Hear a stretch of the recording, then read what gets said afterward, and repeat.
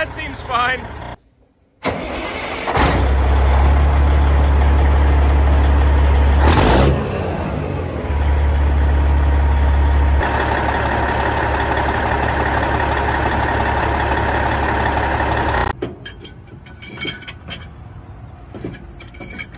Well, it has to come through this side because Yeah, the wheels with the shaft's one piece. I got a crowbar that says it'll come out. Yeah.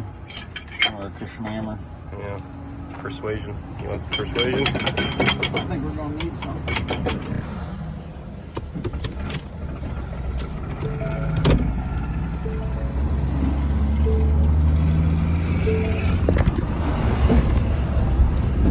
Boys, we're Billy Big Rigging now. I can't see the highway.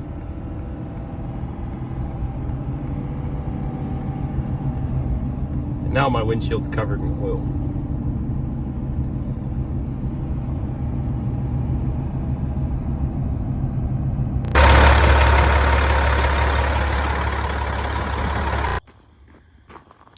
Well, guys, we got her home. Just as smoky as any of the other times. See how much oil it's pushing out of the exhaust.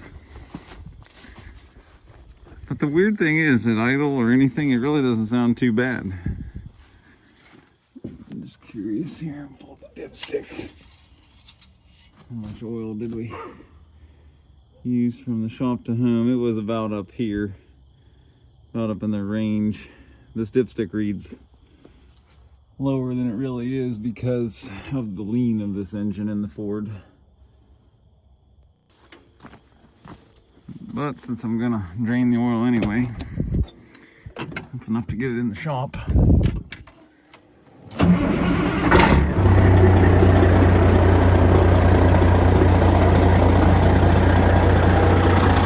the big question is, what's wrong with it? I think because it's cold right now, it's not burning up that raw oil. I guess we'll sort of have to have a guess here. I'll get in the shop, at least pull the valve covers tonight, see if I can tell anything in there, but it's weird. It doesn't seem to miss. It's not got anything in the antifreeze.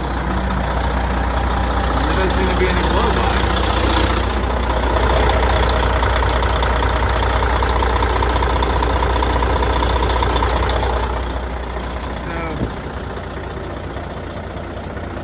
Kind of makes you think, oh, not that much is wrong, but it's burning a serious amount of oil under load. At least pushing a serious amount of oil. Whether it's a valve guide, cracked piston, burnt valve, I don't know. Get it in the shop to find out.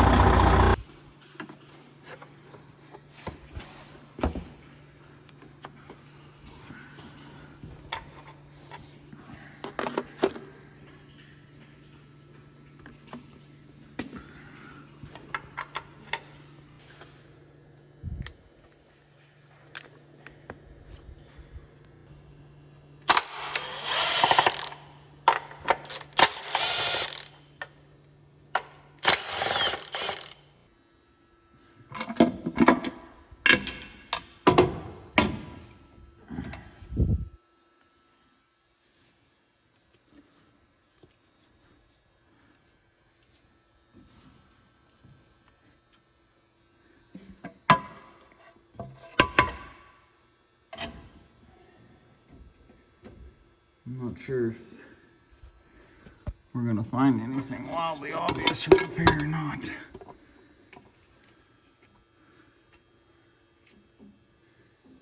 Probably not.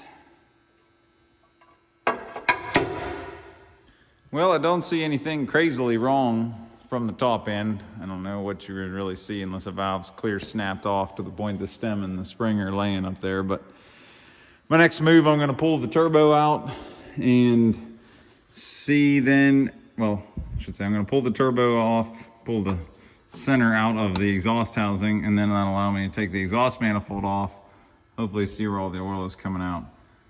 The only other wild hair thing could be, I guess, if there's enough of an inductor that's pulling oil out from the drain and the drain's picking oil up from oil running down the side of the block, but I highly doubt that. But I can always be hopeful it'd be something that easy, I guess.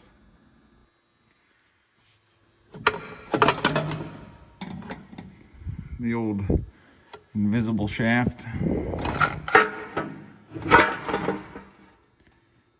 need to get that drain tube loosened up.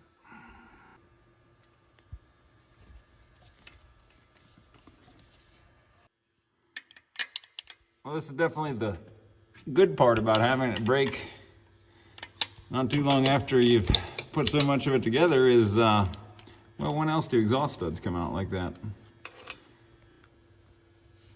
But it's already making me regret taking the easy road of just drop this engine in without having a clue what the internals look like. But I cranked her up and you pay the price. Gotta pay to play.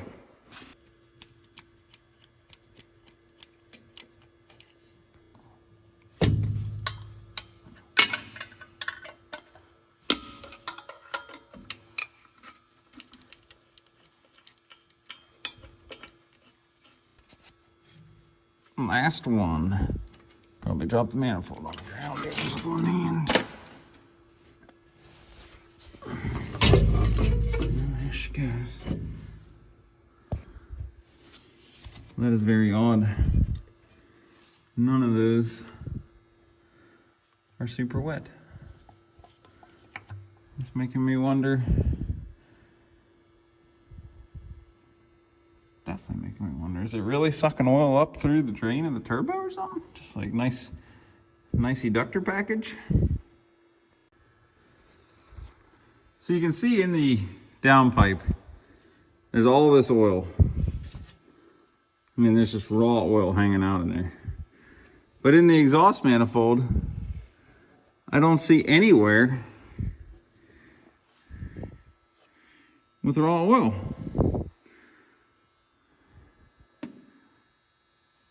That's so strange. Is it really pulling enough from here? I would have thought if anything there would have been pressure pushing back down through there from the exhaust.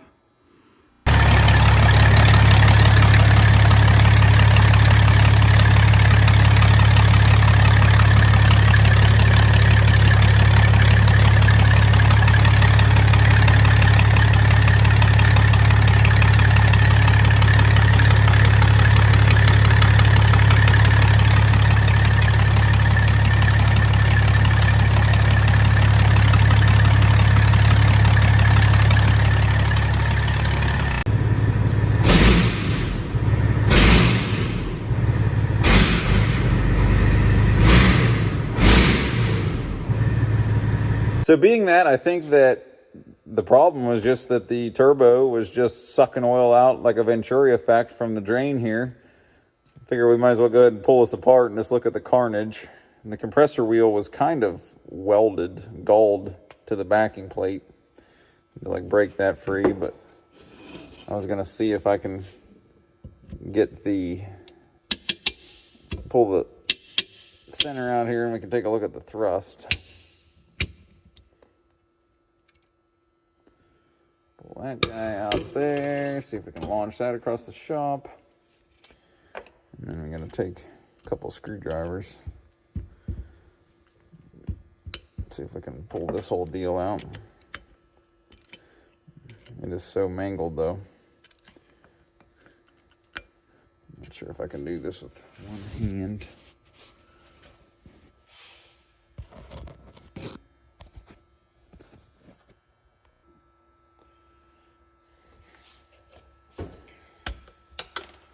Look out. Man. Come on, girl. This thing got wrecked. But if anyone wants a great deal on a very low mile Borg, I mean, this thing can't have 2,500 miles on it, so longevity is key.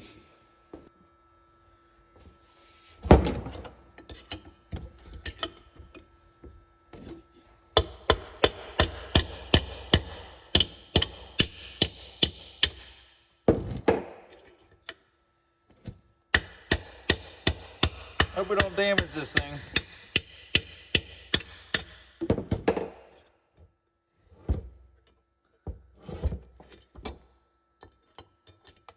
Thought if I hit right on the back of the thrust, it would come out of there.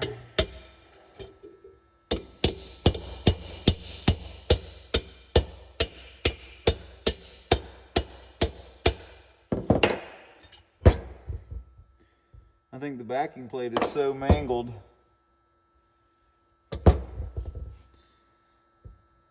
I don't know if it's going to come out of there. Maybe. There it is.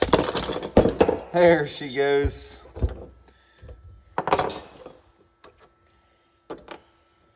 Well, the thrust doesn't look bad.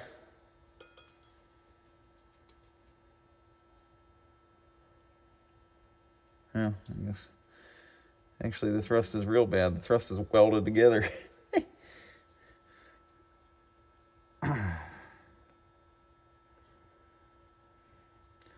Maybe that was our ultimate issue here, was a thrust failure.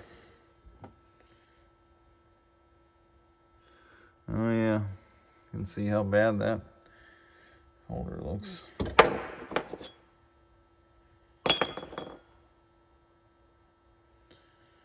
The piston ring is mangled, but that was kind of a result of everything else.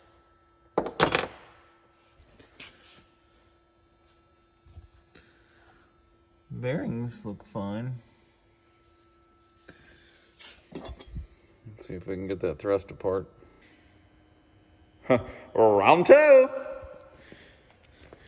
Got a fresh cat style 82mm super core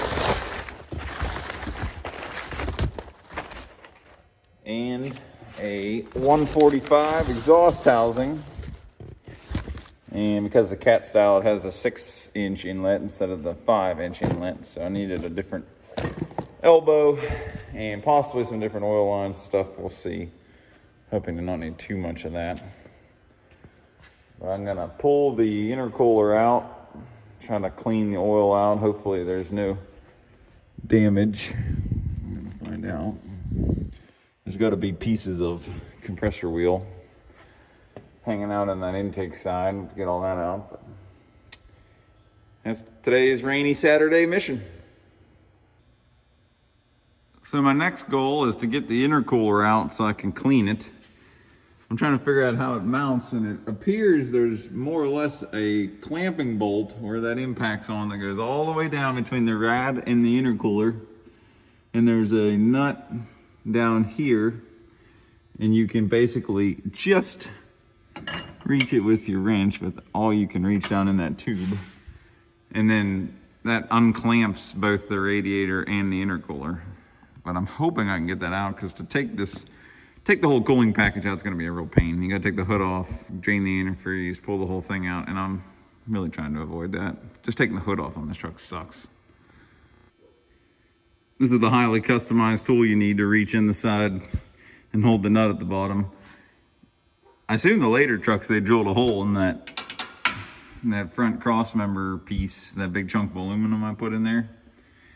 But this truck didn't have it, so I don't really feel like drilling that up from the bottom. So this will work. But if you're converting an older one to put an intercooler on, look up. There's holes in the cooling pack bracket, but you'll probably need to drill the holes in that aluminum piece to make your life a lot easier. What do you think, Odie? Antifreeze ought to clean it. Oh, just kidding. It's just cleaning fluid.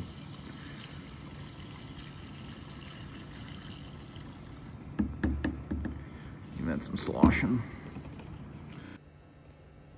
This is how the intercooler is mounted. There's bolts that go all the way from that top plate down to the bottom plate, and that's where I was reaching in with the double taped wrenches, and it just sandwiches it in there. So it's kind of interesting. I'm glad that those weren't seized. I just threw a little blaster to run down them, hopefully lube them to get them tightened back up. But I'm gonna start fighting that intercooler back in there now that she's cleaned up and dried off.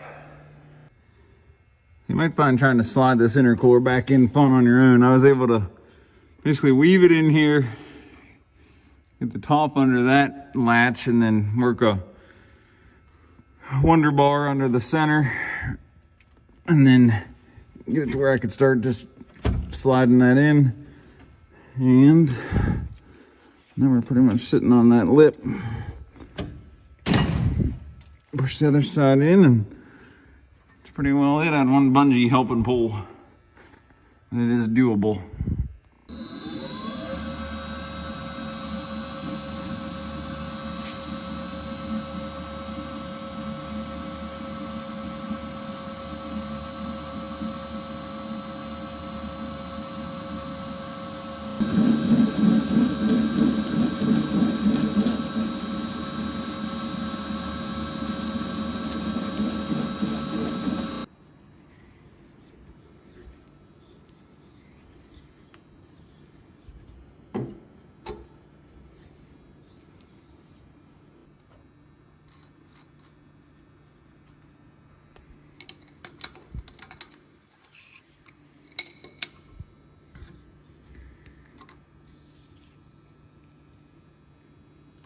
Beautiful. And the tap in just a touch further. Good to go. Getting ready to slap the old turbo up there.